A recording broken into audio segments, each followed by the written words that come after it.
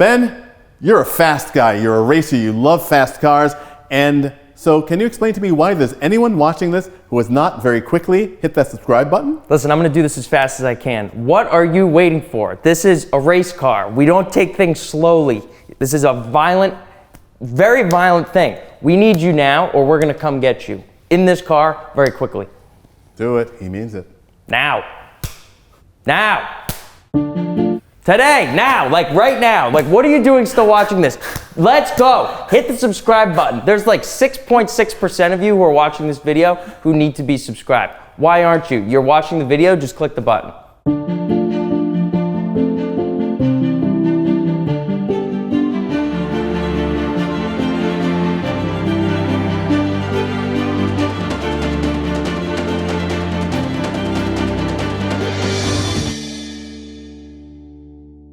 Hello and welcome to the Audrain Automobile Museum and our exhibition Rennsport, Porsche's transition from race to road. And today we're going to talk about the race part of it with my friend Ben Chester. Ben, we have two great Porsche race cars here that are absolute great exemplars of what it means to be a Porsche racing customer. Yeah, absolutely. Porsche's racing levels, span from amateur to, the top of the top, the creme de la creme.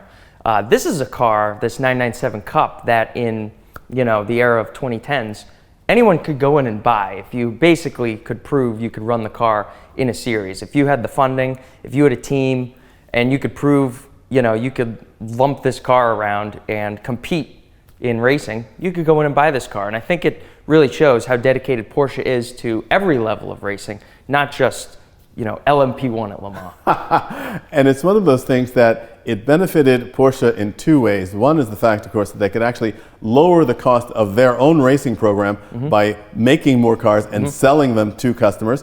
It also allowed people to, as you mentioned, get onto the ladder of racing Porsches.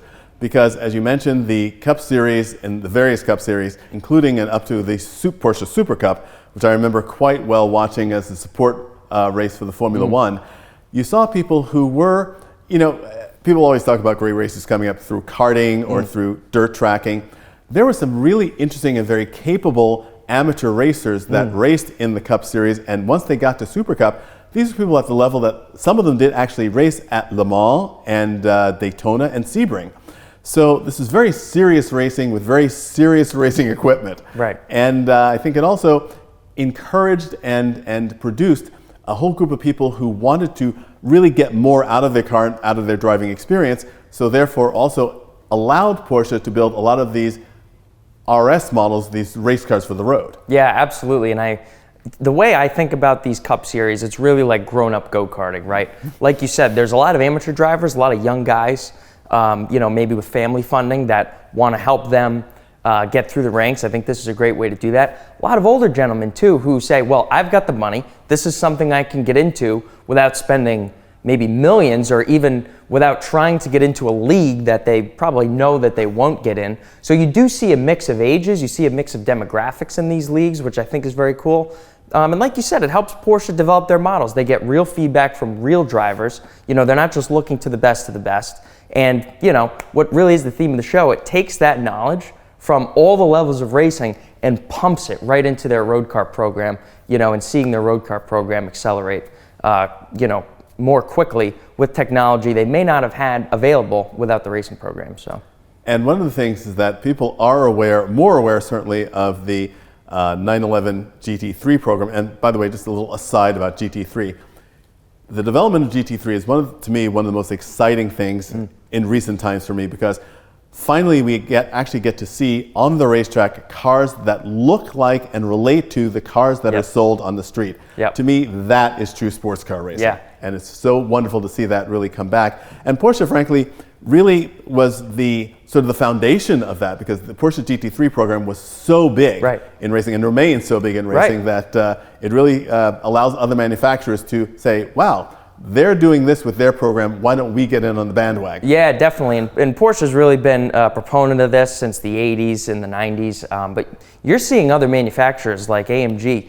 They've put out their AMG GT Cup car, for these similar series. And again, you can walk in with basically proof that you're going to run it and you can buy one of these cars. BMW does the same thing with a lower series of cars with their 2 Series, but it's almost an unknown thing to the common man, but it's really amazing. You can go in and compete at an extremely high level. Just because they're amateur racers doesn't mean this is amateur racing, okay? These guys know what they're doing, and it's very serious bumper-to-bumper racing. Absolutely. Now let's talk about the slightly earlier period of time, which is wonderfully exemplified by this fantastic Porsche 944 turbo race car. This is absolutely amazing. Yeah, this is a great car, lent to us by our good friend, local collector Lee Hauer, who has an eclectic mix of cars.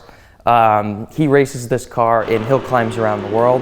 We've seen it on YouTube, making some great runs, but Porsche has been doing this Cup thing since the 80s. I mean, for the 944, more so than the 997, this really helped pump up the front engine cars and showed really what they were capable of. You talk about high performance racing. These cars, extremely light, extremely balanced, maybe 300-ish horsepower with the noise. The drivers that competed were very talented.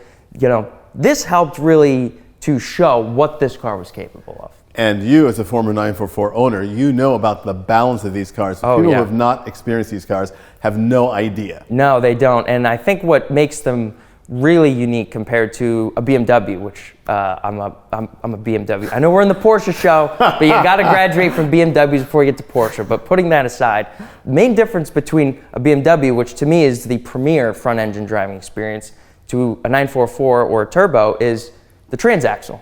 You've got weight in the front in that 4-cylinder engine, which is buried back in the engine bay, and then you've got your transmission / rear differential over the rear axle. When you turn these vehicles in and brake hard coming into a turn, as you're taught driving a front-engine rear-wheel drive car, all of the weight doesn't just jump to the front. You don't just feel all the weight in the front.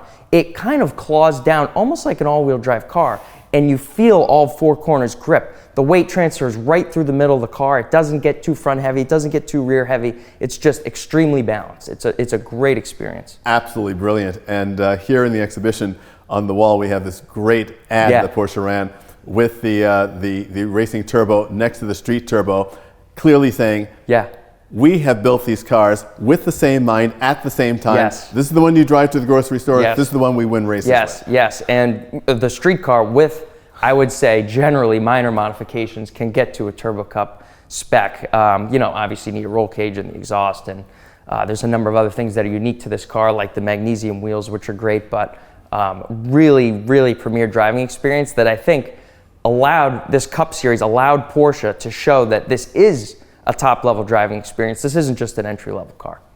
And there are other racing cars in this exhibition, which we're not going to talk about today, but taking it to the ultimate, to the incredible Kramer K8, which won the Daytona 24 Hours. And so, again, Porsche takes these racing heritage, this racing power, this prowess, and brings it to their customers in a very direct way. And that's what this show is all about. Yeah, definitely. And the engineering on the racetrack has fed right into their road car program, and you can see it right here on the floor, which is great.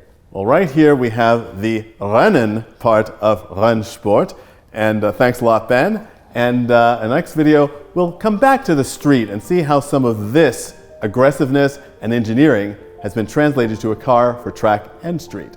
Thanks for joining us. We'll see you again soon.